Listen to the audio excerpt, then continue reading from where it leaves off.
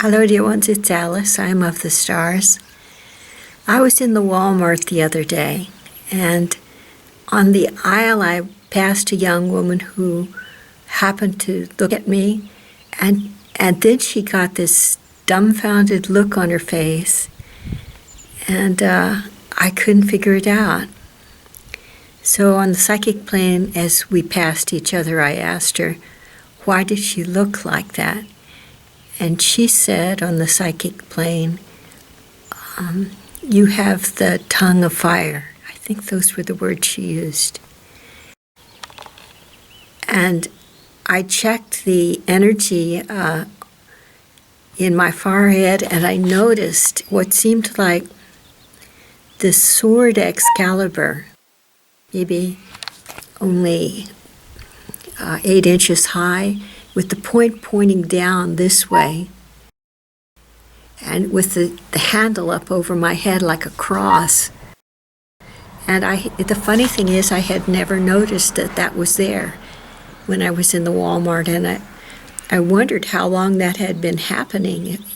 It took me aback, that's the truth.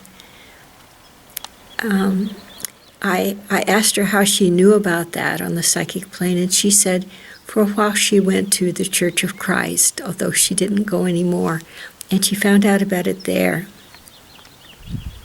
So then I went home, I tried to research it, and I didn't really come up with anything. The only thing that I could come up with was that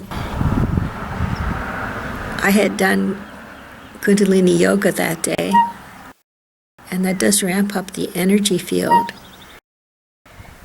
It could be that there in the Walmart there was something like protection or proclamation of faith that I needed to do, and so therefore my Ascension team sent me that tool called by the Church of Christ a tongue of fire or tongue of flame,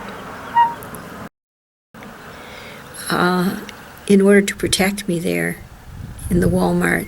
I did notice there were quite a few pickpockets hanging around. It was really crowded. It was Memorial Day weekend. Aside from that, I just, it's just one of those enigmas of life, I guess. Is it possible that Kundalini Yoga is doing that? Could it be?